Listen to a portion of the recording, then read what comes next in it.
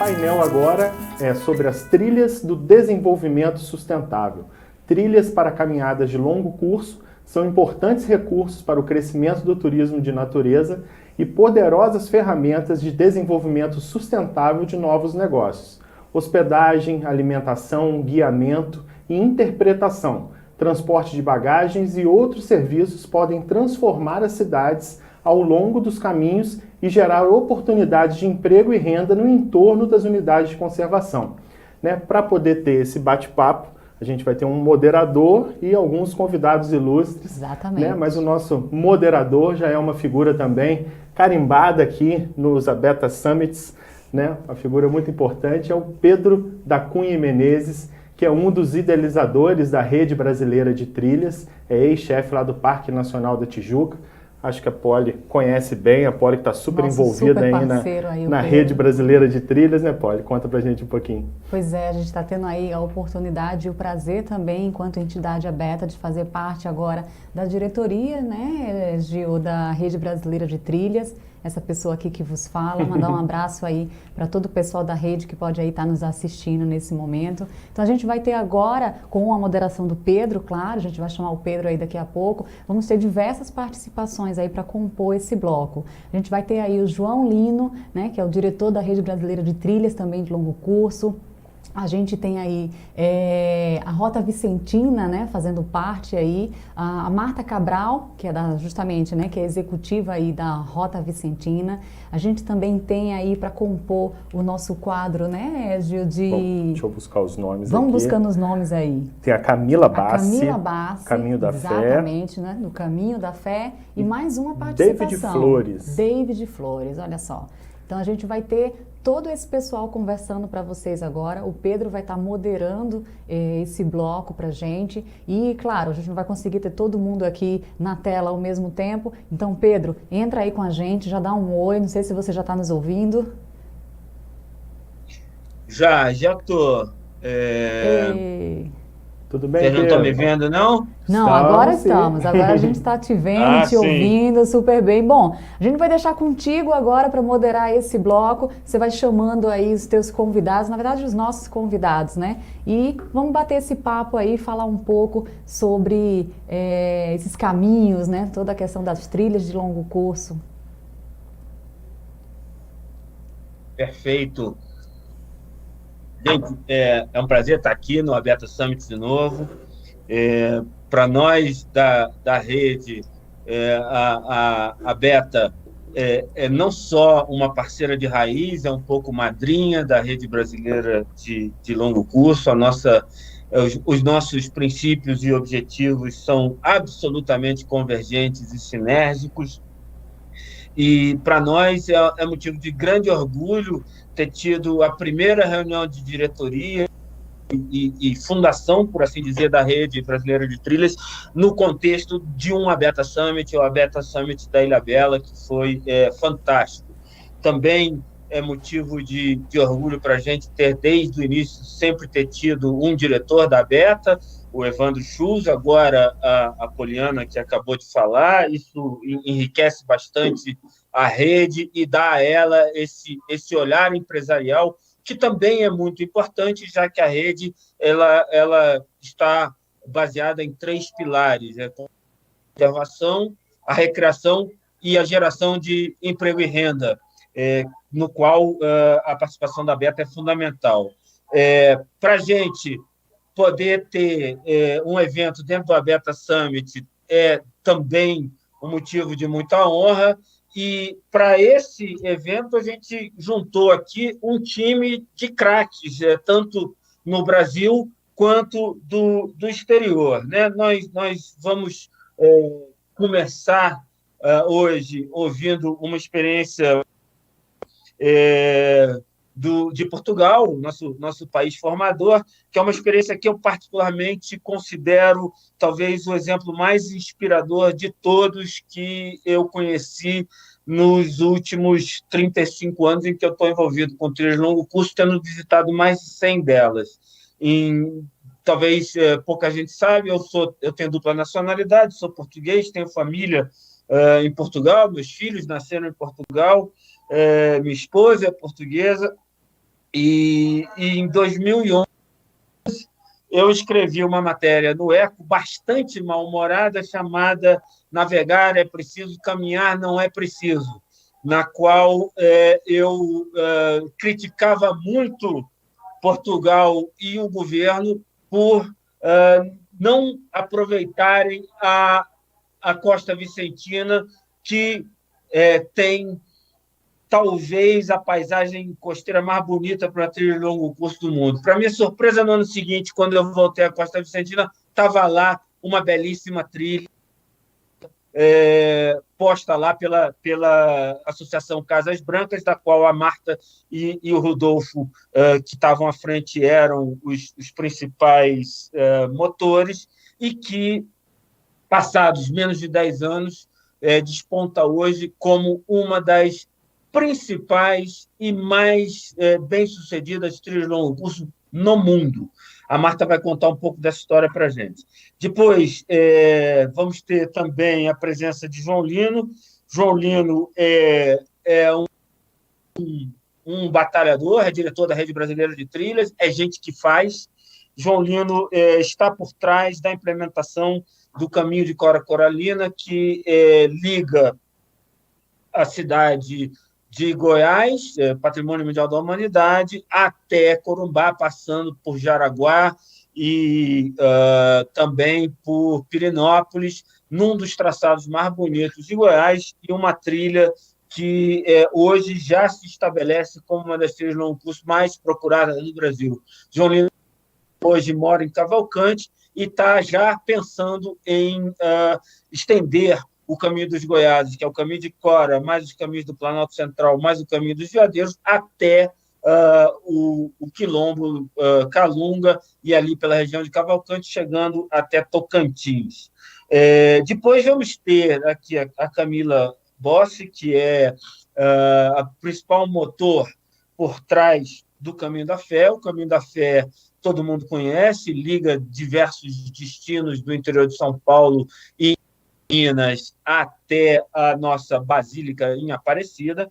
É a maior rota peregrina do Brasil e eu posso dizer, sem medo de errar, é a rota que tem hoje a melhor logística no nosso país para receber os caminhantes, os ciclistas, e, enfim, as pessoas que fazem esse caminho peregrino, que começa a se estabelecer no Brasil como uma alternativa de qualidade às rotas peregrinas no exterior e mesmo ao Caminho de Santiago. Por fim, vamos fechar aqui com David ou Davi Flores, que trabalha no Serviço Florestal Americano, que é uma das agências dos Estados Unidos responsável pela gestão e manejo das trilhas de longo curso, em especial uma daquelas que foi visitada pela Rede Brasileira de Trilhas, a Pacific Crest Trail, e de onde nós tiramos muitos ensinamentos para implementar as trilhas da rede.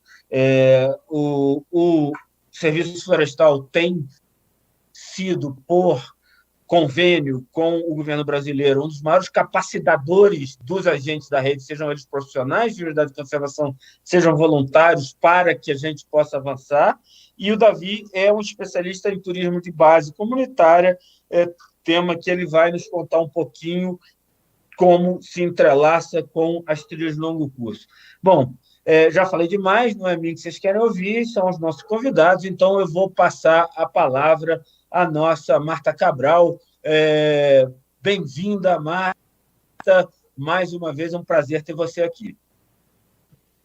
Olá. Tá? Ouves-me? Ai, aqui não funciona. Ok. Oi Pedro, olá a todos. Obrigada pelo convite, estou muito contente de estar aqui com vocês para falar um pouco sobre trilhas e turismo sustentável. Bem-vinda, Marta. Estamos ouvindo muito bem. Ok. A Marta vai falar uns 2 minutos, vamos rodar um filme, depois ela vai complementar. Então, queres que eu fale ou queres passar o filme? Acho que você se apresenta 2, 3 minutos e a gente roda o filme em seguida. Ok, então, fizeste uma apresentação super elogiosa, mas sim, eu tenho que concordar, não tenho o teu currículo de trilhas pelo mundo todo, mas realmente esta paisagem, este trilho é difícil de superar. Diria talvez que a experiência de Portugal e da Rota Vicentina é bastante diferente daquilo que é, penso eu, a realidade no Brasil, porque nós estamos aqui cada vez mais numa área movimentada, turística, onde a questão da sustentabilidade é cada vez mais importante. A Rota Vicentina é cada vez menos um projeto para trazer pessoas e cada vez mais um projeto para trazer as pessoas certas.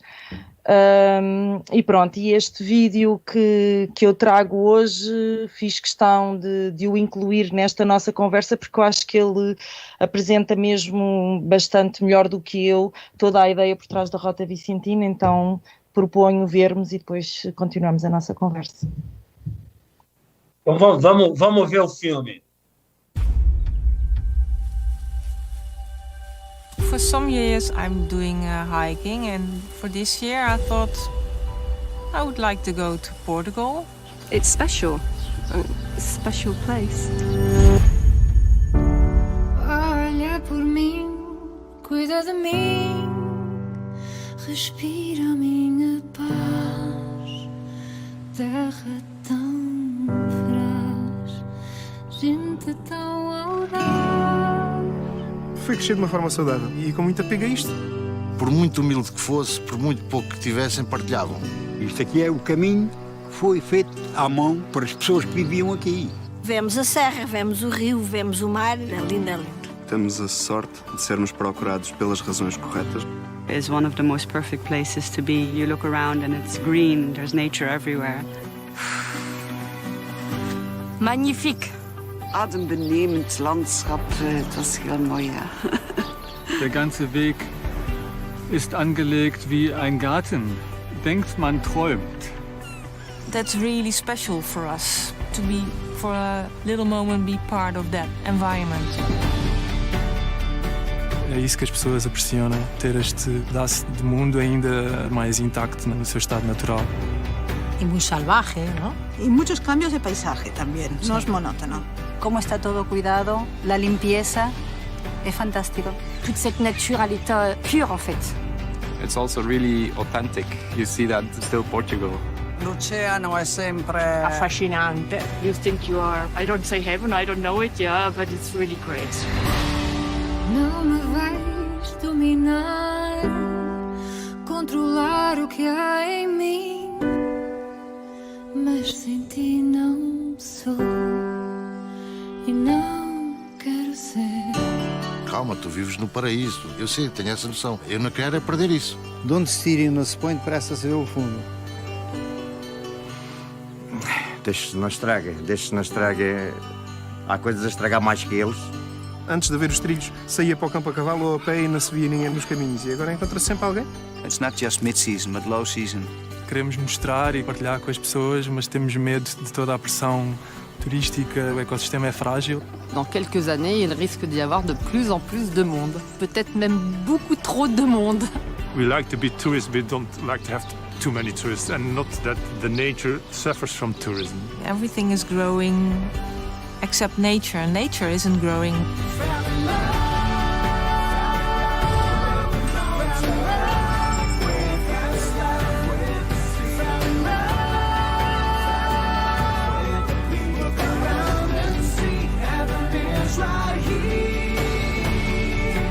Pode ser uma ameaça se este turismo não estiver ligado à raiz dos locais. Manter o equilíbrio desta oferta assim. Porque, por enquanto, os turistas o que gostam é a qualidade, não é a quantidade. Que as pessoas que vêm também se apaixonem por este cantinho e também o preservem o mais possível. E tentar conhecer porque é que nós cá estamos há tantos anos, há tantas gerações e porque é que continuamos cá. Como é que eu vendo, como é que o restaurante vende, como é que o padeiro faz, como é que o peixeiro anda. Isto é um círculo. The local economy is getting stronger. E se a economia local estiver forte, a paisagem vai estar mais forte e mais protegida. Portanto, as gerações vindouras vão ter, de uma forma ou de outra, lidar com isso. E se têm que lidar com isso, que lidem da melhor forma e que tirem proveito próprio disso. Consciousness and true education is the way forward. Look around and see. It's not a luxury going outside. It's a need, as important as drinking and eating. Heaven is right here.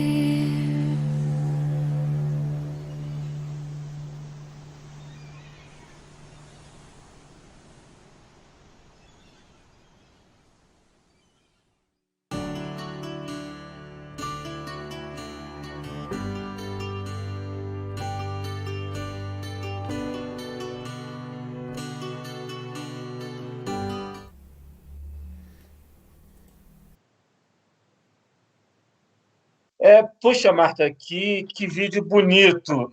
Como eu conheço bem a Rota Vicentina e já caminhei toda, posso dizer para os nossos telespectadores que não é mera peça de marketing, não. Realmente, a Rota é um espetáculo, eu recomendo a todo mundo. Mas o que me chama mais atenção na Rota é que ela é o ponto fora da curva daquilo tudo que nos inspirou aqui no Brasil, né?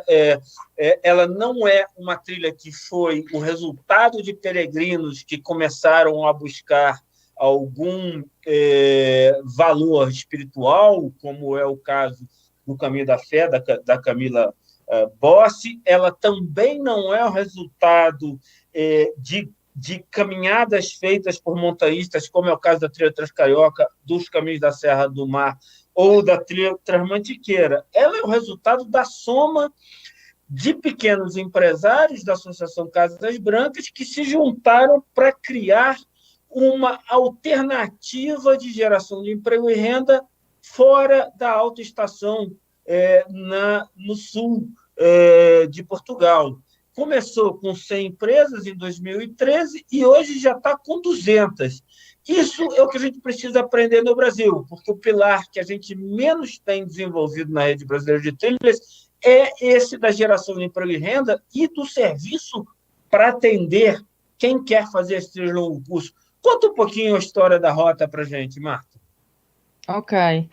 Bom, eu concordo, eu acho que esse é talvez um dos aspectos que mais distingue a Rota Vicentina de outros projetos que eu também conheço, e acho que não é só o Brasil que tem que pensar nisto, há muitas regiões também em Portugal e noutros países europeus e não só, que estão a tentar aproximar-se deste modelo, e é um modelo que não está resolvido.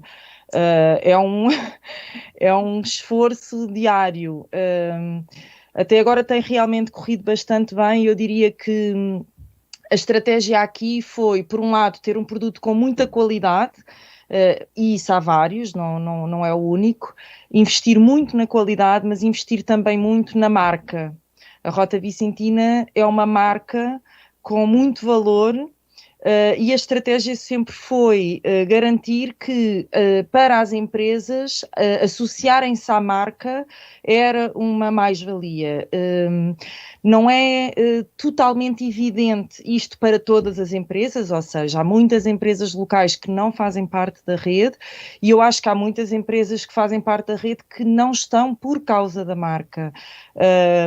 Por trás disto há toda uma lógica de trabalho em rede, de reflexão conjunta, de investimento conjunto, porque isto começou por ser uma rede de trilhos, duas trilhos de longas distância, que entretanto foi crescendo. Hoje, não é, nós passámos de 350 km para 750 km, hoje temos uma rede também de trilhos para bicicleta, e temos toda uma série de atividades e serviços de natureza e também ligados à cultura local e à comunidade local.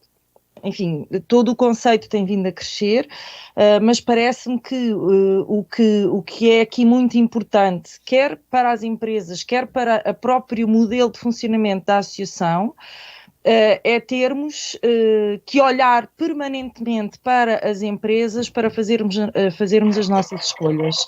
Ou seja, a nossa orientação é sempre a satisfação das empresas, e isto funciona porque as empresas, que no fundo são microempresas, empresas familiares, são empresários em nome individual, são condutores de táxi, são alojamentos com 3 quartos, são restaurantes. Quando falamos em empresas, falamos de microempresas, mas elas partilham, e este vídeo é muito importante por isso, elas partilham o amor a esta terra, e é isso que de alguma forma nos une também nesta ideia de fazer um investimento que seja sustentável, porque o denominador tem que ser comum, não é? Não pode haver aqui numa associação, e muitas vezes as associações têm essa dificuldade, é por onde é que vamos, o que é que importa, onde é que se vai ganhar mais dinheiro e quem é que vai ganhar mais dinheiro.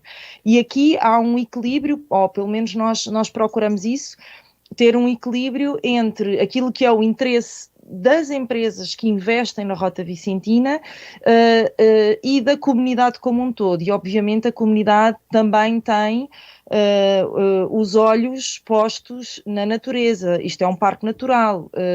Este ano, eu há pouco, quando estava aqui a ligação, vi um pouquinho de uma conversa sobre campismo selvagem, caravanismo selvagem.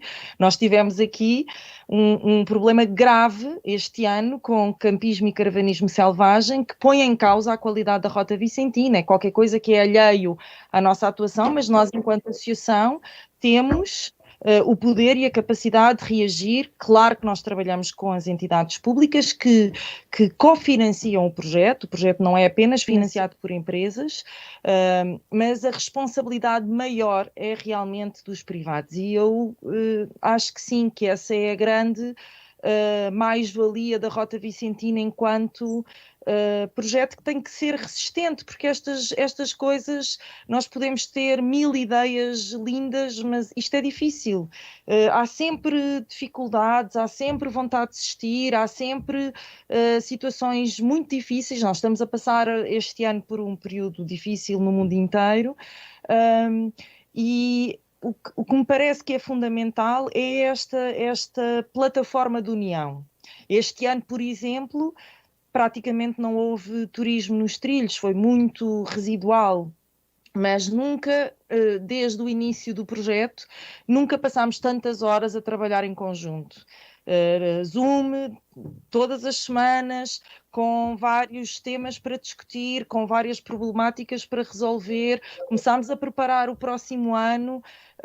É uma plataforma de trabalho, não é apenas uma plataforma de venda ou de promoção. É uma plataforma de reflexão, de trabalho, onde o território e o amor ao território é aquilo que nos une, no fundo.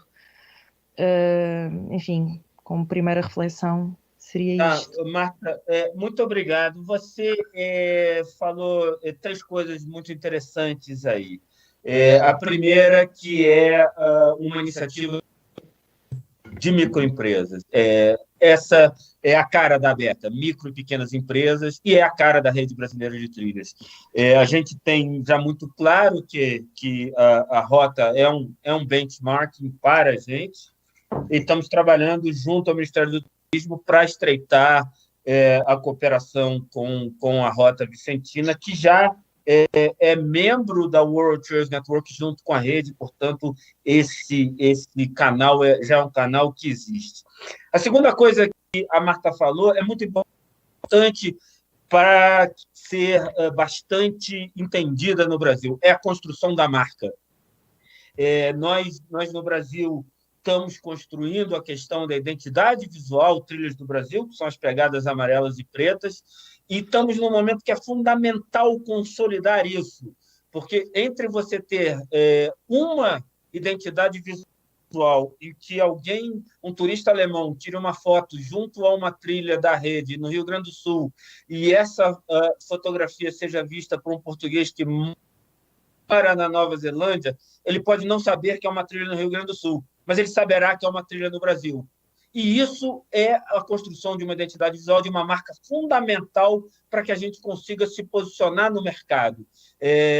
A alternativa é a gente ter uma grande confusão de marcas e de sinalizações que, num país do tamanho do Brasil, não será conducente a defender bem o produto Trilhas do Brasil.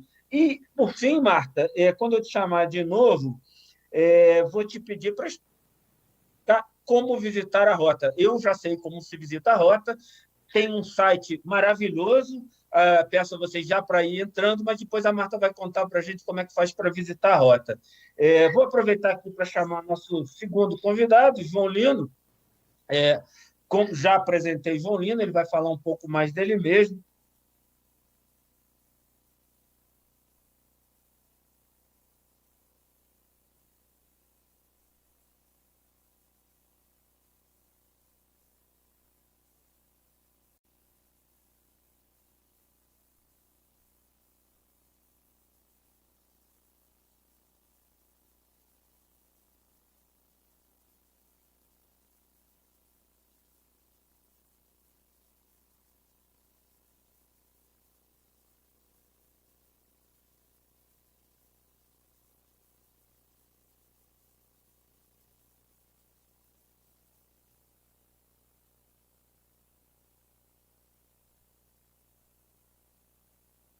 Que tá, da Beta, que está comandando aí esse evento maravilhoso, que era para estarmos aqui na Chapada dos Veadeiros, né? Estava programado para a Beta Summit aqui na Chapada dos Veadeiros, mas, enfim, acho que isso só foi adiado para o ano que vem, para ter mais gosto, mais estrutura e mais vontade de estarmos todos juntos nesse momento tão importante para o setor de ecoturismo e turismo de aventura do Brasil. Bom, Pedro, como você muito bem colocou, o nosso grande professor, né, o nosso mestre aí das trilhas do Brasil, Pedro Menezes, a gente aprende muito com você e com toda a equipe toda da Rede Brasileira de Trilhas.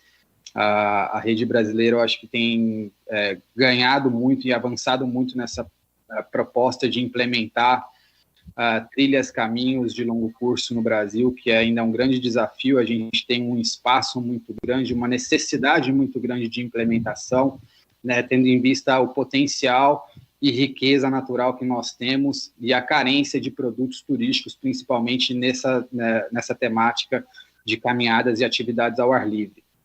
E como foi muito bem colocado aqui pela Marta, no vídeo a gente vê aí como Portugal tem desenhado isso muito bem do ponto de vista do associativismo, da participação e o engajamento territorial em cima de uma trilha, né? Então acho que isso é fundamental, a gente tem essa experiência também com o caminho de Cora Coralina, e a gente tem visto isso pela Rede Brasileira, como as trilhas têm se transformado nesses grandes conectores e promotores de desenvolvimento econômico também. Bom, eu vou aqui compartilhar uma apresentação, Pedro. Deixa eu ver se eu consigo fazer isso.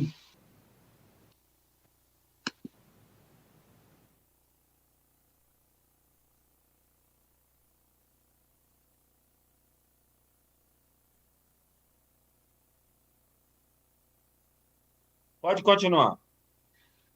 A Rede Brasileira de Trilhas de Longo Curso, a gente agradece aí o convite mais uma vez, né? Como o Pedro colocou, a Beta é uma das entidades aí signatárias e formadoras também da Rede Brasileira,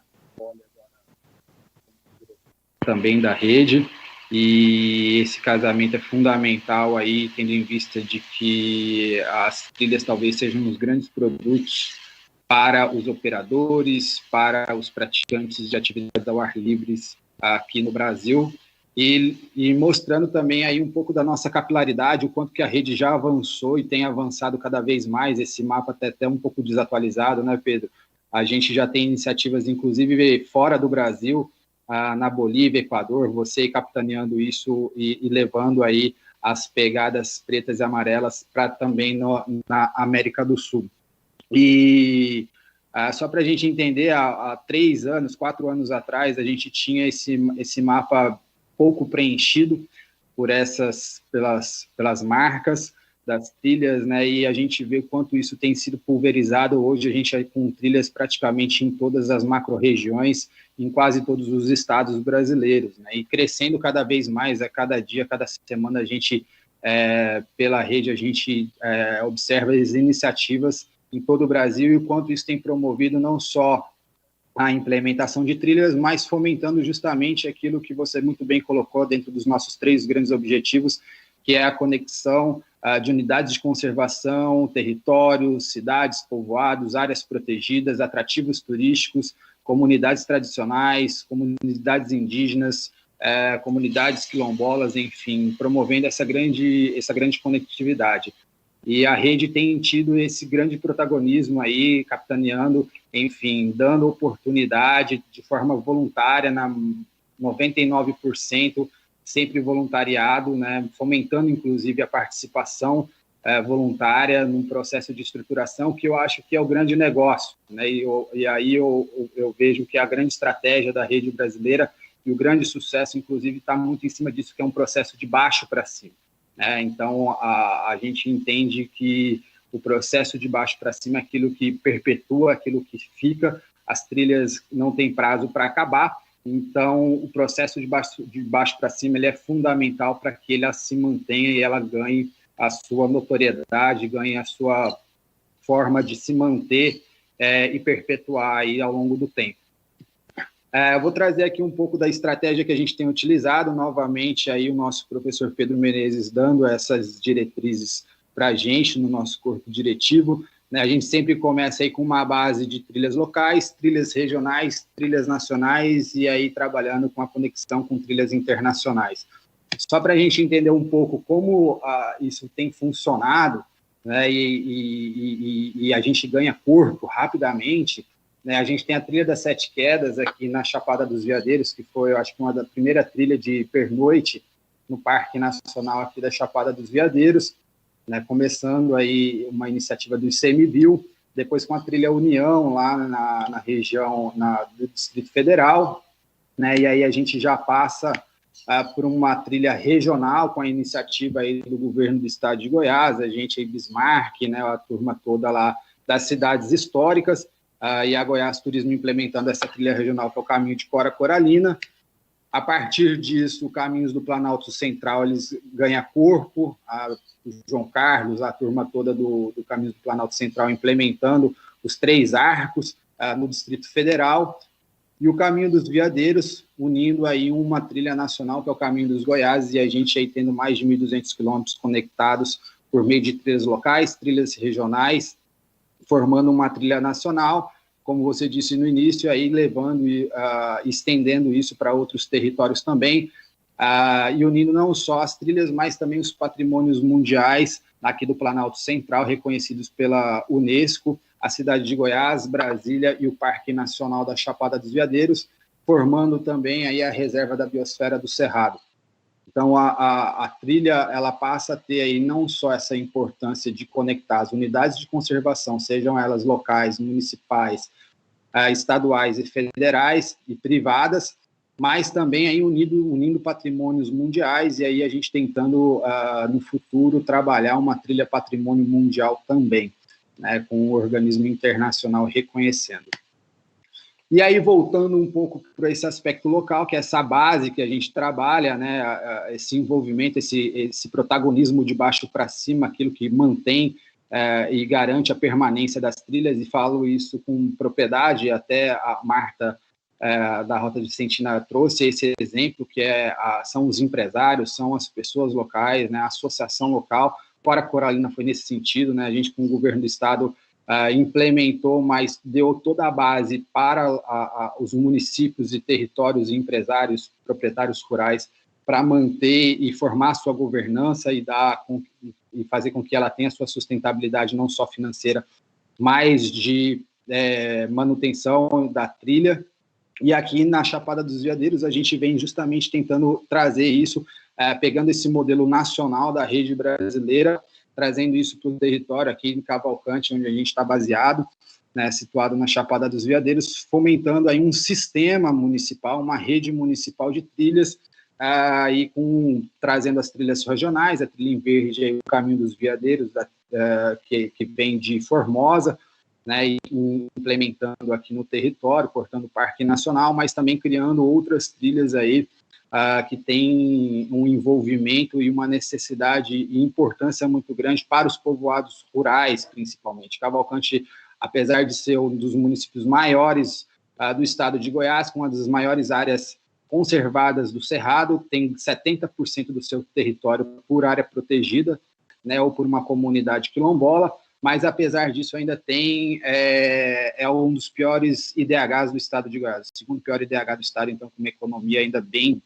fraca e um índice de desenvolvimento humano muito fraco. Então as trilhas elas têm essa capacidade de promover isso e fortalecer, gerar esse engajamento, gerar uma participação social e principalmente promover também aí a conectividade das comunidades rurais, que é muito forte. A gente tem trabalhado aqui com 3 grandes circuitos de trilhas, o Caminho dos Veadeiros, o Caminho dos Canoeiros e o circuito de trilhas do Quilombo Calunga, né, o Caminho dos Calungas, que é aí uma parceria também que a gente já vem trabalhando aqui com o Serviço Florestal dos Estados Unidos, onde a gente agradece aí também sempre esses parceiros internacionais que têm colaborado com o desenvolvimento do turismo de base comunitária.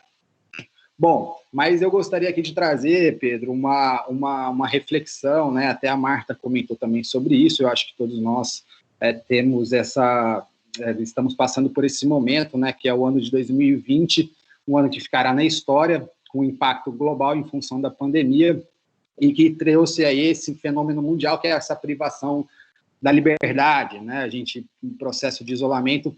E aí, como as trilhas e as atividades na natureza terão uma responsabilidade no processo de retomada da vida ao ar livre, né? Como as trilhas de longo curso, as atividades de ecoturismo, turismo de aventura, vão permitir essas experiências sensoriais significativas e verdadeiras para contribuir com a retomada não apenas do turismo, mas principalmente minimizar os efeitos psíquicos e psicológicos das pessoas. A gente tem visto aí, eu estou aqui eu ainda sou grato por estar aqui numa região tão bela e bonita como a Chapada dos Veadeiros, mas eu imagino as pessoas que estão nos grandes centros aí sofrendo, praticamente aí privadas da sua liberdade, né? Então, eu acredito que as atividades ao ar livre e nós, enquanto operadores, enquanto pessoas que oferecem produtos e serviços nesse sentido, a gente tem uma responsabilidade muito grande nessa retomada e para garantir essa sanidade psicológica e psíquica aí das pessoas. Né? E aí, como que o seu Quinzinho, né, uma das pessoas aí que tem um papel importante lá no Caminho de Cora Coralina, um pequeno proprietário rural, aí uma pessoa que é uma figura ilustre do Caminho de Cora, terá uma grande importância nesse processo, né? Como que pessoas como o seu Quinzinho serão cada vez mais necessárias para trazer essas experiências verdadeiras para os visitantes, para os usuários. Né, e como também um parque nacional da Chapada dos Veadeiros, mas como qualquer outra unidade de conservação, área natural protegida, terá uma necessidade muito grande, será necessária para esse reencontro, para os verdadeiros valores da vida. Né, aquilo a gente tem visto aí o quanto tem sido, as pessoas têm valorizado e necessitado cada vez mais de áreas naturais para esse momento aí dessa privação da liberdade. E talvez esse seja o grande luxo do turismo no futuro. Né? E precisamos investir, e aí a gente traz aqui essa questão da necessidade de investir na conectividades e reencontros, né? Pessoas, cultura, natureza e serviço. Né? A gente tem aí o Caminho de Cora Coralina, que é um caminho de poesia, que traz a referência aí dessa grande mulher goiana, as suas poesias que falam e dialogam muito com essa questão da ruralidade, da questão do interior do Brasil, mas também como que os serviços, né, serviços de apoio aos usuários serão tão importantes quanto a cultura e a natureza, né, que o Caminho dos Veadeiros aí trazendo esse aspecto natural e selvagem que é muito forte, muito presente também. Né? E aí a gente traz aqui só uma reflexão, mais uma vez, que o papel da trilha do ponto de vista do desenvolvimento territorial, do ponto de vista do desenvolvimento social e do ponto de vista do desenvolvimento econômico. Né? O Caminho de Cora Coralina ele traz isso muito bem, né? Ele envolve 7 povoados aí praticamente estagnados, né? Povoados rurais que não têm nenhum ou não tinham nenhum cunho turístico, e o Caminho de Cora Coralina acaba trazendo toda essa dinâmica para esses povoados rurais, para municípios que não tinham nenhuma pegada turística, né? E aí o Caminho de Cora acaba trazendo essa nova perspectiva de desenvolvimento para essas comunidades, e aí o povoado de Palestina, que estava fadado praticamente a acabar, ele vem e traz uma nova dinâmica de ocupação, de permanência, de resistência para essas pessoas, né? Um envolvimento social muito grande. Então a gente tem aí, a gente carrega isso muito forte, essa responsabilidade muito grande dentro da rede brasileira, de como as trilhas elas têm essa capacidade não só de promover para o usuário essas experiências, mas também consolidar e mostrar para essas comunidades, propriedades rurais, o quão é importante esses momentos de conexão entre pessoas e trazendo aí uma forma de ganho de renda e também de valorização da natureza para esses territórios, para essas localidades. E aí, só para mostrar o quanto que as coisas elas vão evoluindo, né, o caminho dos Goiáses, né, essa trilha nacional que está dentro aí da estratégia da rede brasileira, né, que envolve, aí, como o Pedro já colocou, o caminho de Cora Coralina, o caminho do Planalto Central e o caminho dos Veadeiros, ele já começa a ganhar corpo, né, e já começa a aparecer em mídia, já começa a fazer parte aí do desejo do território, consolidando não só as trilhas regionais, mas também envolvendo aí 2 unidades da Federação, Goiás e Brasília, nesse processo de integração territorial. E a gente aqui tentando e buscando estender isso para o Tocantins também. Tá? Bom, Pedro, minha fala era essa, queria agradecer mais uma vez a Beta e fico aqui à disposição. João, queria te agradecer muito, sempre um...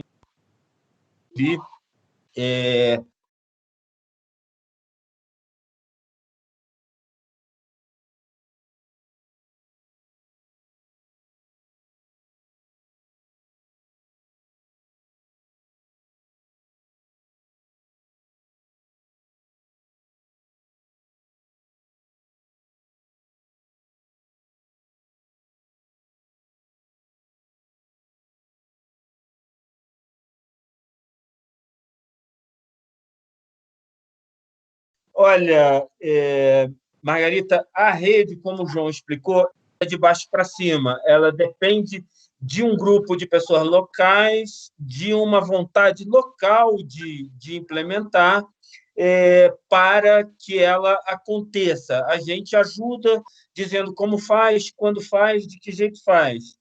Hoje, a estrutura de direção da rede é uma estrutura voluntária, mas a gente já avançou bastante. Já somos uma política pública do Ministério do Turismo, do Ministério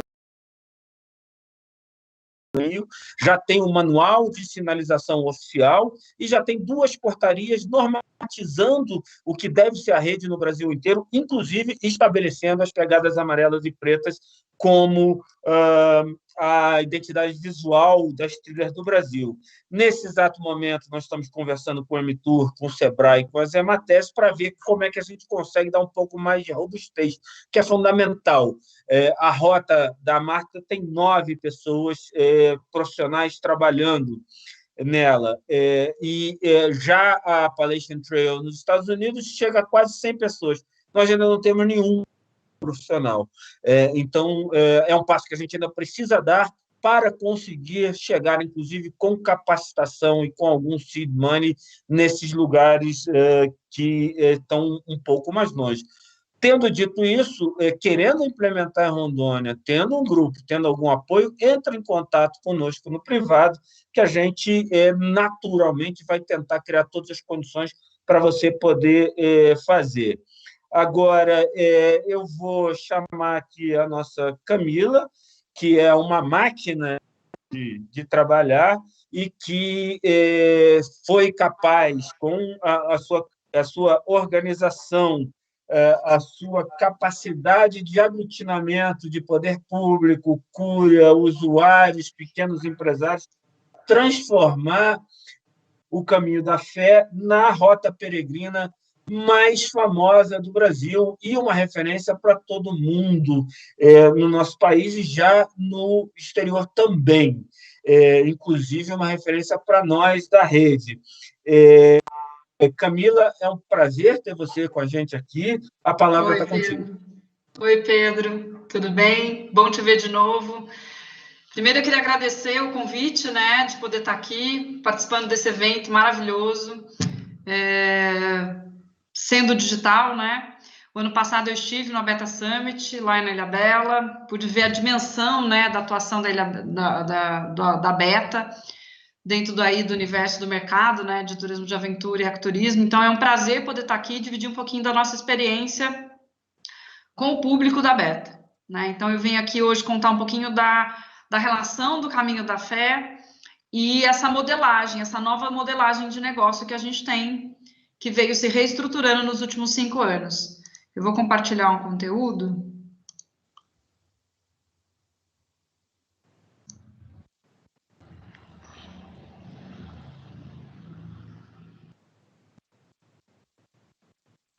Será que deu certo? Acho que sim. Então,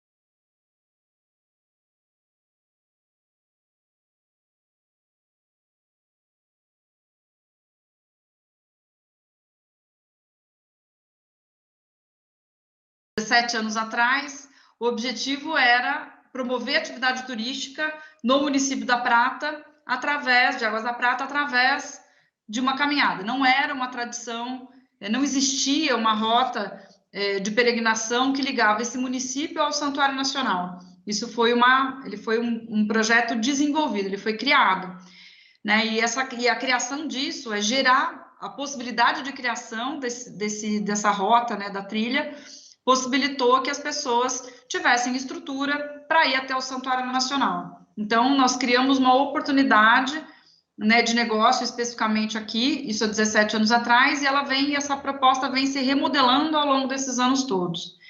Né, com o passar dos anos, o Caminho da Fé, nós acreditamos que ele é mais do que proporcionar reflexão, transformação e reconexão, né, das pessoas. Ele é uma proposta de desenvolvimento para as localidades por onde ele passa.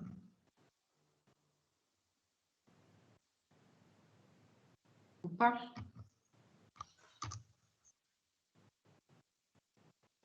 Não está indo.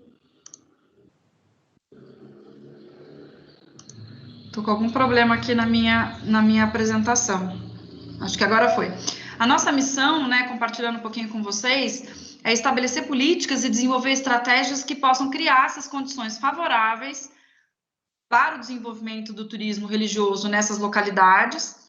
E nós temos como objetivo também, dentro dessa missão, transformar o Caminho da Fé numa rota ecumênica, né, não só de cunho católico, mas que ele tenha, dentro dessa proposta de turismo religioso, conseguir atender outras motivações religiosas e outras crenças, né? Onde a gente vai conseguir possibilitar aí a disseminação de uma proposta para diminuir as desigualdades e promover a paz entre os homens, né? Esse é o nosso objetivo maior.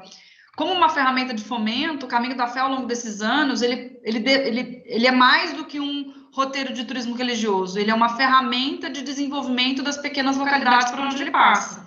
Do ponto de vista das famílias ao qual o caminho envolve, ele é um motivo de mudança, porque muitas vezes essas pessoas deixariam essas áreas, principalmente na área rural, iriam para a cidade, venderiam as suas propriedades e identificaram no caminho uma oportunidade de negócio, né? E aí isso se tornou uma razão de empreender e o objetivo da vida dessas pessoas.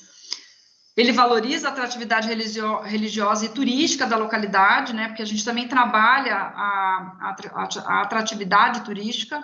Ele vai proporcionar uma mudança de olhar para o seu lugar. As pessoas elas passam a valorizar onde elas moram, né? Identificando aí algumas potencialidades aonde ela não via, né? Ela valoriza a cultura, propiciando experiências que possam, né, que mudam a vida das pessoas, tanto das pessoas que vivem nessas localidades, quanto das pessoas que frequentam as localidades. E uma das coisas mais importantes que a gente consegue enxergar no Caminho da Fé é que ela conecta as pessoas dos mais diferentes lugares e culturas, né, das mais diferentes motivações e objetivos, das mais distintas necessidades e buscas. Ou seja, dentro de todo esse processo que a gente chamou aí de trama, o caminho ele consegue, através da sua atividade, do seu exercício, transformar pessoas em indivíduos melhores. E esse é um dos nossos pilares, né? E aí, contando um pouquinho para vocês sobre a nova modelagem de negócios, o Caminho trabalhava nos primeiros anos com uma forma voluntariada, onde a diretoria que compunha o Caminho desenvolvia o produto na medida que conseguia, né? Então, nós tínhamos um escritório com uma secretária e os diretores que tinham esse sistema desenvolviam esse sistema de trabalho, né? Então, a gente passou de 2015, que nós acreditamos que, com o recurso que nós captamos com a Fundação Banco do Brasil, que é uma grande instituição incentivadora do Caminho da Fé, porque ela vem acreditando no caminho desde a sua concepção, né, e possibilitando a captação de recurso para fomentar o desenvolvimento desse caminho, através de capacitação, recurso para a compra dos veículos, da sinalização, que nós acreditamos que é a ferramenta mais importante que permite que as pessoas transitem, né? E aí, com essa transformação do modelo de negócio, implementando um sistema de gestão, nós desenvolvemos uma estrutura administrativa que dialoga entre o sistema público, o eclesiástico, né, com todas as igrejas e os templos envolvidos ao longo do caminho, o setor privado, os empreendimentos que dão apoio ao longo do caminho, e a sociedade civil de maneira organizada. Então, fazer parte do caminho hoje, ela configura-se como uma iniciativa que vai oportunizar a geração de trabalho e renda na cadeia do ecoturismo. Porque, para que o caminho aconteça, nós precisamos de pontos de apoio distribuídos ao longo dessas distâncias. Todo o nosso planejamento é identificar essa oportunidade, essa oferta de negócios, no mínimo, a cada 15 quilômetros. A gente sabe que as pernas, né, de uma localidade para outra, elas vão variar de 25 a 30 quilômetros, mas a gente consegue diminuir os espaços onde as pessoas podem conseguir apoio. Isso em propriedades rurais, né, algumas, principalmente nas propriedades rurais, né, porque elas viraram negócios de turismo para atender exatamente essa demanda. Fortalece os empreendimentos e ela engaja a sociedade com a administração pública. Muitas coisas nessas localidades, muitas situações dessas localidades por onde o caminho passa, foram resolvidas por conta da existência do caminho, na questão de administração pública, como manutenção das vias, melhoramento da questão da infraestrutura pública daquelas localidades. Então, a existência dele possibilita que a gente consiga fazer essa intermediação.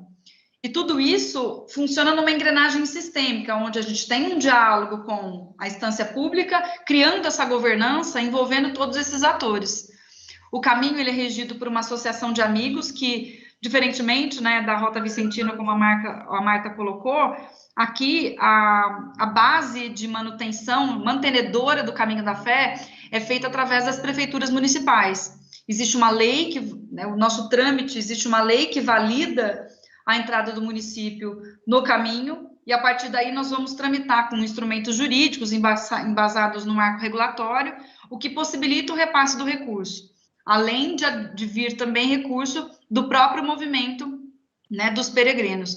Então, essa instituição é quem rege esse produto através de uma pessoa jurídica privada de direito público, sem fins lucrativos, e que vai ter o objetivo central de todo o seu funcionamento fazer com que esse negócio funcione na ponta, tanto para quem está oferecendo o serviço, quanto para quem está consumindo o produto turístico, no caso.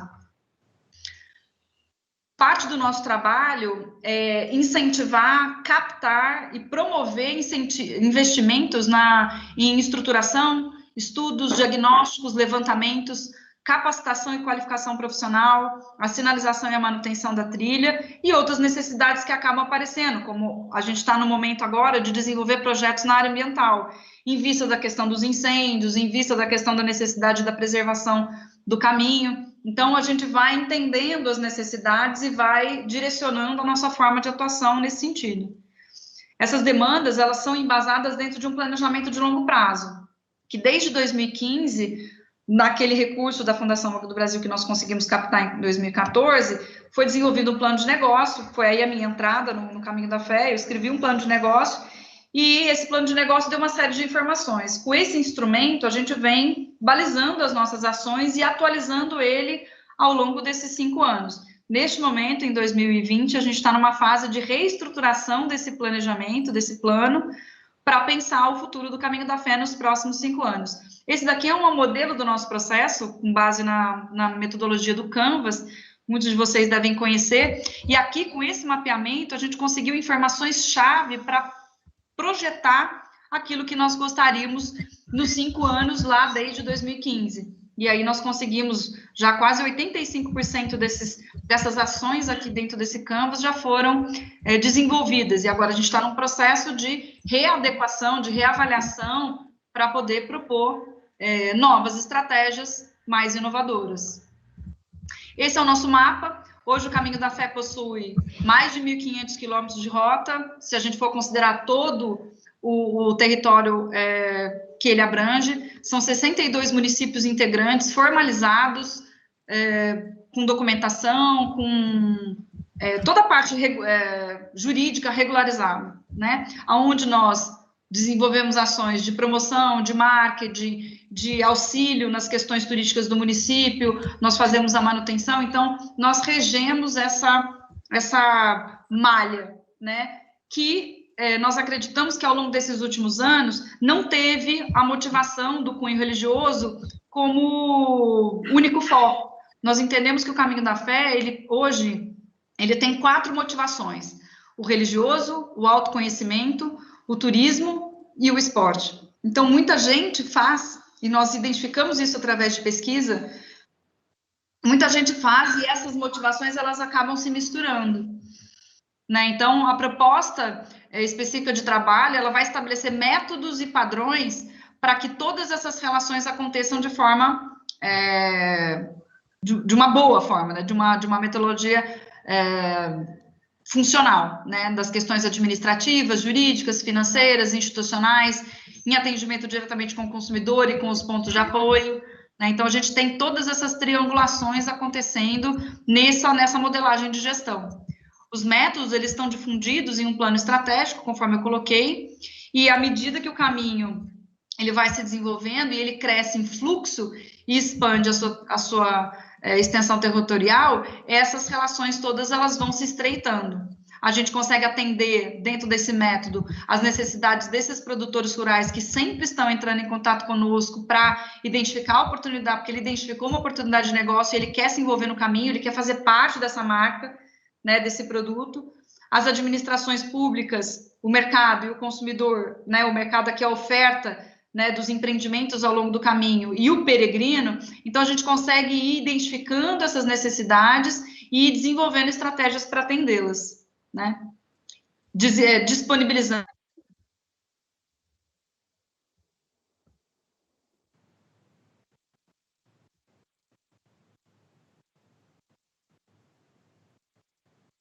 Acho que demos uma travada aqui no áudio. Acho que teve alguma coisa, deve ter tido um corte, Pedro, no vídeo aí, na apresentação da Camila. Alô, será que estão me ouvindo? Algum probleminha técnico aqui. Vamos tentar fazer aqui a reconexão.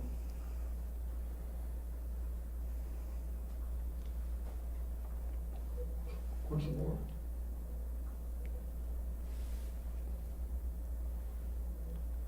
Ô Pedro, tá. Não, que a imagem estava só na gente aqui, mas acho que agora já conseguiu agora estabelecer, sim. Você está junto com a gente também, pode continuar. Então, enquanto a gente consegue tentar resolver a Camila, eu vou responder 2 perguntas aqui. O Flávio Henrique diz que a pandemia trouxe muitas reflexões, que os mares e rios ficaram mais limpos, e pergunta se as trilhas também foram beneficiadas com a ausência de turistas. Olha, o Flávio, esse é um paradoxo.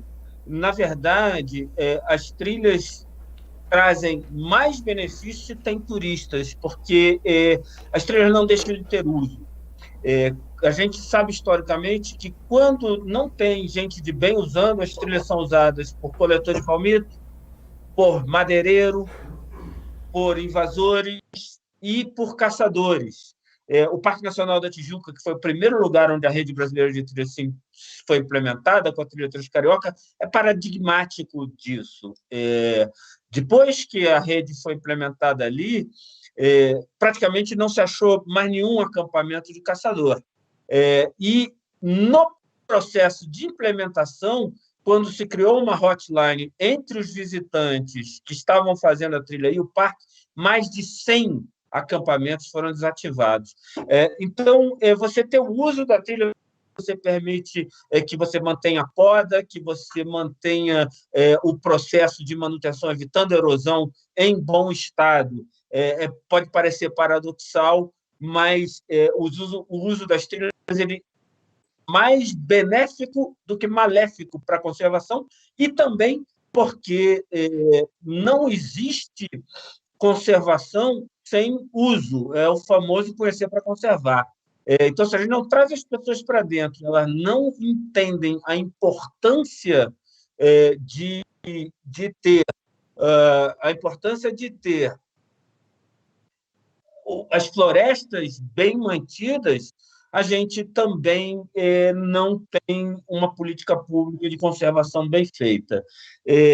E também temos aqui uma pergunta do Eduardo Coelho, se a gente tem um número das pessoas que estão fazendo as trilhas. Ainda não, Eduardo.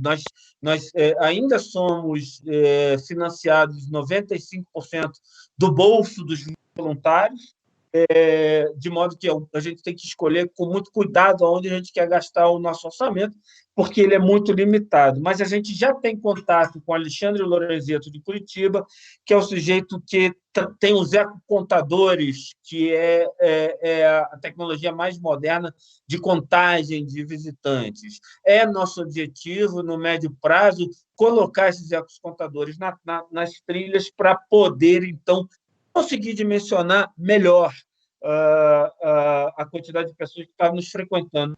Já conseguimos a Camila de volta, pessoal? Posso seguir? Ainda não estamos com a Camila. Então, com relação ao que a Camila falou, eu acho que tem alguns comentários interessantes. O Caminho da Fé é com certeza um dos exemplos mais bem-sucedidos que a gente tem no Brasil. A gente está seguindo com muito carinho todo o aprendizado gerado ali, e agradeço muito assim, a gentileza do pessoal do Caminho da Fé em compartilhar o seu conhecimento. E é interessante como o Caminho da Fé faz direitinho algumas coisas que a história tem nos ensinado. Uma das coisas que muitas vezes as pessoas, agora mesmo no governo de Goiás, a gente está enfrentando, as pessoas acham que a implementação de uma trilha de concurso é uma maluquice, né? A sinalização em pedra e árvore é uma maluquice. Como é que você estabelece a quantidade de pernoites por quilômetros, quando, na verdade, a sinalização em pedra e árvore está disciplinada por uma portaria do governo federal e é usada no mundo inteiro, né? Na Appalachian Trail há mais de 100 anos. Quer dizer, é em cima de conhecimento acumulado e cientificamente testado. E com relação ao pernoite, ela falou aí de 15 em 15 quilômetros.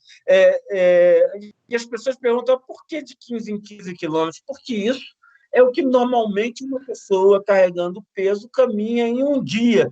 E isso está aí desde Dario, na Pérsia. Estamos falando de 2000 anos antes de Cristo. Dario, quando fez o sistema de estradas na Pérsia, atual Irã, a cada 15 quilômetros ele colocava um ponto de pernoite e alimentação. A nossa capacidade de caminhar, por mais que hoje a gente tome vitamina, faça academia, não aumentou muito. É entre 15 e 20 quilômetros que você tem que ter um pernoite mesmo. E a outra coisa que é importante a gente trazer de aprendizado aí do Caminho da Fé é o fato de que as trilhas no curso não darão certo se elas não forem resultado da soma do esforço do pequeno empresário, do voluntário, que é o usuário, a associação de ciclistas, a associação de caminhantes, e também do poder local. Portugal agora está implementando nos últimos 3 anos mais de 15 mil quilômetros de novas trilhas, com um forte aporte das prefeituras. Esse é o mesmo caso na Espanha, é o mesmo caso na Inglaterra.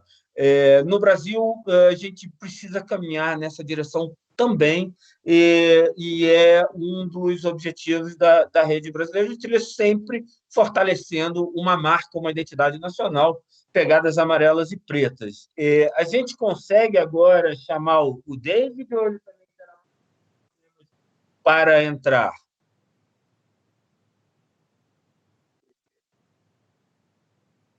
Ainda não. Tá bom. Então, a gente tem uma pergunta aqui da Lorena Brewster e do Marcelo Sabiá. Com o aumento da visitação, qual é o perigo de um maior incidente de incêndio? Ora, em relação aos incêndios florestais, a gente precisa avançar um pouco no Brasil. Há uma proposta do Michel Omena, que é do Caminho das Araucárias, da gente ter brigadas de voluntários no âmbito dos voluntários da Rede Brasileira de Trilhas. Eu, particularmente, estudei bastante isso quando vivi na Austrália, cuja estrutura de combate a incêndios florestais é completamente voluntária. É a mesma coisa em Portugal. Estamos agora tentando renovar aí o acordo entre os bombeiros do Rio de Janeiro e a Escola Nacional de Bombeiros em Lausanne, em Portugal, para avançar com isso. E a mesma coisa com a Austrália. Agora, a gente sabe que incêndio florestal rarissimamente vem de usuário de trilha. Acontece um ou outro, é preciso um trabalho maior de educação ambiental e também de fiscalização. Nas nossas unidades de conservação, a gente tem uma tradição fiscalizatória e proibitiva, ou seja, a gente adotou dizer não, proibir, como se isso fosse resolver alguma coisa. Inclusive, agora, no Caminho de Cora, o governo o Parque Estadual dos Pirineus está querendo que o Caminho de Cora não passe pelo parque. Não houve o entendimento em alguns dos nossos setores de que as trilhas de longo curso são a projeção externa do parque, que elas, ao se estabelecerem, vão criar conectores de paisagem entre unidades de conservação e fragmentos florestais, permitindo também a migração de fauna entre esses corredores florestais, que é o que acontece na Appalachian Trail hoje. A gente precisa sair dessa política fiscalizatória e proibitiva para uma política em que todos os brasileiros se sintam corresponsáveis pela conservação. E a visitação, nesse sentido, ela vira uma ferramenta de conservação.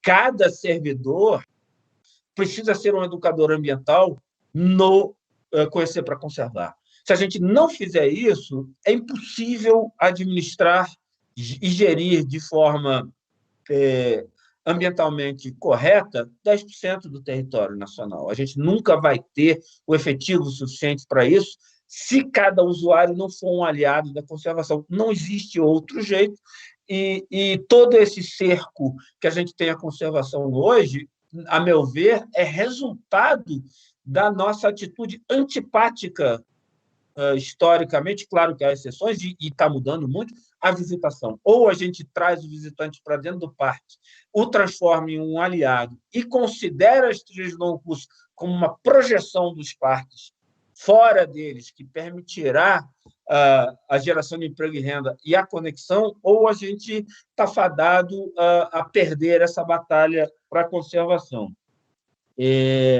Como é que nós estamos? Eu estou recebendo aqui um recado de que a gente vai desconectar e depois conectar de novo. Então, vou passar de volta a Poliana para ver se a gente ainda consegue ouvir o David e fazer uma rodada de perguntas. Estou curioso aqui para ouvir a Marta de novo. Poliana, está contigo. Obrigado, boa tarde. Obrigado por me dar essa oportunidade de compartilhar informações sobre o programa de recreação do Forest Service para seu grupo. Esta apresentação consiste em 3 temas. Primeiro, vou descrever um pouco sobre a organização do Forest Service. Depois, vou descrever a abordagem do serviço florestal para o gerenciamento de recreação.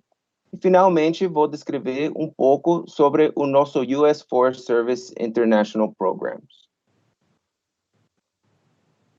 A missão do Forest Service é sustentar a saúde, a diversidade e a produtividade das florestas nacionais nos Estados Unidos para atender às necessidades do executivo. Está o Departamento de Agricultura, e o US Forest Service pertence ao Departamento de Agricultura.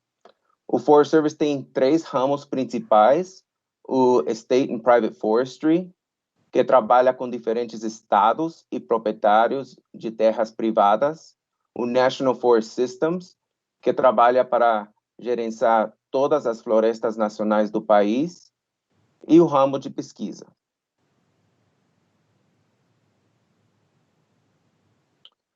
Nossa abordagem ao manejo florestal começa com o entendimento que as florestas não existem independentemente das pessoas e as comunidades vizinhas. As comunidades vizinhas dependem das florestas para benefícios sociais, econômicos, ecológicos e de recursos naturais.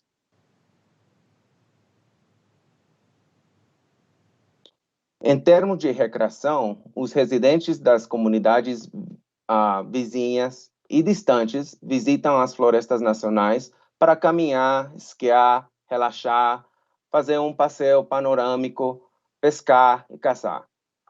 E diversos grupos de pessoas visitam as florestas nacionais e desejam experiências diferentes. Também entendemos que as florestas nacionais são compostas por diversas paisagens ecológicas que variam. Portanto, nossa missão é proteger essas áreas e, ao mesmo tempo, garantir que os visitantes tenham acesso a essas áreas e possam apreciá-las.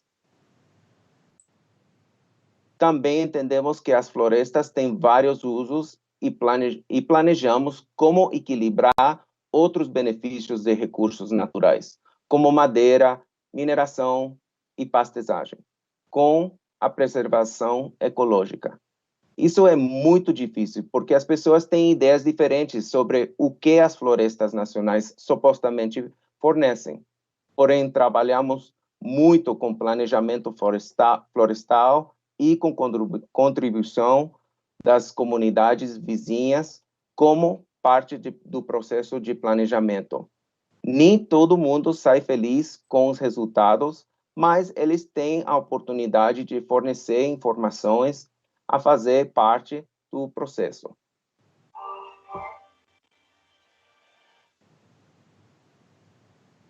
Em termos de recreação, há grupos que acham que a recreação é o único, ou deveria ser, o uso principal das florestas nacionais. Portanto, nossa abordagem de recreação é baseada no que chamamos Sustainable Recreation, ou recreação sustentável. Na recreação sustentável, nossos objetivos são conectar pessoas com seu patrimônio natural e cultural, promover benefícios por meio de recreação ao ar livre, integrar-se com outros usuários e valores de recursos, envolver o público, considerar a paisagem mais ampla e entender que a sustentabilidade trabalha para equilibrar os benefícios ecológicos, sociais e econômicos. Esse trabalho não é fácil e os desafios são muitos. Administramos terras que têm 230 milhões de americanos que vivem a 160 quilômetros das florestas nacionais. Administramos 30 mil áreas de lazer, 809 mil hectares de lagos, 322 mil quilômetros de riacheiros pescáveis e 150 milhões de visitas a cada ano. Desculpa. O que as pessoas fazem quando visitam as florestas nacionais? As atividades mais tradicionais são o hiking, ou caminhadas, e o camping. Mais recentemente, novos tipos de atividades também incluem o ziplining, o off-roading, e que é conhecido como o glamping, ou seja, o camping glamouroso, onde as empresas levam comida gourmet e os cavalos carregam todo o equipamento durante o hiking. Então, hoje em dia, enquanto as pessoas continuam a participar de atividades tradicionais, elas também estão criando novas atividades recreativas.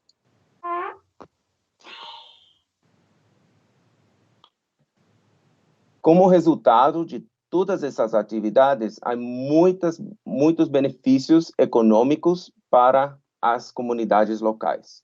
A economia do outdoor industry é uma indústria de 1,6 trilhões de dólares, apoia 6 milhões de empregos americanos e 51 bilhões de dólares são gastos em recreação ao ar livre. O mais importante é que a recreação apoia as comunidades rurais, o que chamamos de gateway communities, que são comunidades localizadas na entrada das florestas nacionais. Sabemos por pesquisas sobre saúde que a recreação oferece muitos benefícios. Por exemplo, melhora a qualidade de vida tanto física quanto cognitivamente. Oferece oportunidades para exercícios, aumenta a criatividade, alivia o estresse e atualmente oferece espaço aberto durante a pandemia, onde as pessoas são capazes de se distanciar fisicamente enquanto aproveitam da recreação. Por último, gostaria apenas de descrever um pouco sobre nossos programas internacionais. O International Programs trabalha no desenvolvimento de programas de intercâmbio relacionados à questão de florestas com países no mundo inteiro. O Forest Service tem mandato de congresso para trabalhar internacionalmente e temos trabalhado com vários países por muitos anos. Por exemplo, trabalhamos com países como Rússia há mais de 100 anos e há mais de 50 anos com o Brasil e o México. Atualmente, trabalhamos com mais de 90 países ao redor do mundo e, claro, Brasil é um país com o qual temos um relacionamento longo e bem estabelecido. Isso conclui a minha apresentação. Muito obrigado. David, muito obrigado. Fechamos aí com chave de ouro. A gente ia fazer uma rodada de perguntas, mas como tivemos esse problema, vamos ter que acelerar um pouco. Então, eu vou convidar cada um dos nossos 4 palestrantes para fazer considerações finais na mesma ordem em que fizeram as palestras. Começando pela nossa colega da Rota Vicentina, a Marta Cabral. Marta, está contigo.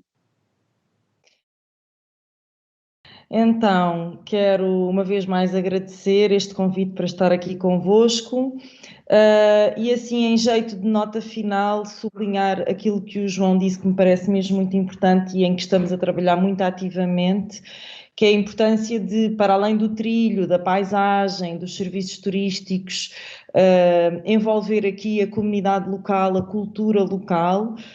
Nós vamos fazer o nosso primeiro evento em março de 2021, na última semana, onde esperamos que todos estes ingredientes estejam presentes e fica aqui o convite para nos visitarem durante esta Semana ID, esse é o nome do nosso evento.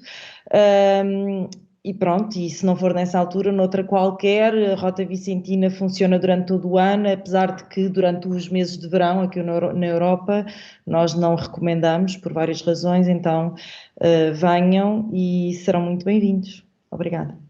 Olha, surfa, vai na Rota Vicentina, que realmente vale muito a pena, além das fortalezas belíssimas que estão pelo caminho, como a Fortaleza de Sagres. Marta, muito obrigado, sempre um prazer ter a sua companhia. João Lino, seu fechamento aí sobre a rede e o Caminho dos Goiáses. Mais uma vez agradecendo aí a participação, a Beta, esse momento maravilhoso, aí, sensacional, as falas e o conhecimento adquirido. Mais uma vez a rede brasileira que se coloca sempre à disposição do Brasil nesse processo de implementação e ampliação das trilhas por todos os cantos do nosso lindo país. Acredito que as trilhas sejam esse grande vetor aí do pós-pandemia, né? Então, enquanto política pública, uma das mais necessárias é o investimento nesse processo. O Caminho dos Goiáses, acredito que seja esse grande elo de conexão entre o Distrito Federal, as cidades históricas e a Chapada dos Veadeiros, aí envolvendo aí os nossos patrimônios mundiais, e o quanto é necessário a gente investir nesse processo de baixo para cima. A rede brasileira nasceu e cresceu e está crescendo assim.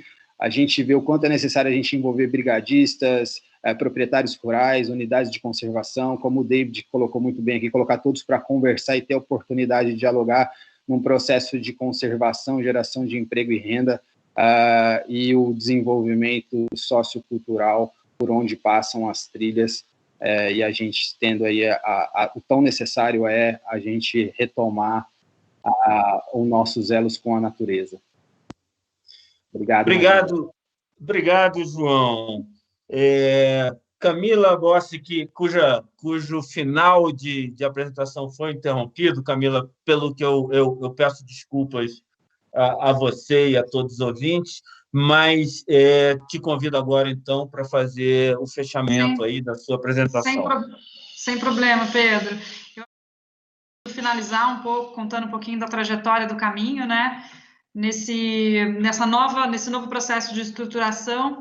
Acreditamos que, nesse momento, é fundamental de que essas relações, né, essas articulações entre as instâncias de governança se fortaleçam, em vias de que a gente precisa estar sempre preparado para o que está por vir, né? Com essa possibilidade do retorno das atividades, né? Nós voltamos a funcionar agora em setembro, estamos monitorando como é que o caminho está funcionando, né? Fazer peregrinação em tempo de pandemia.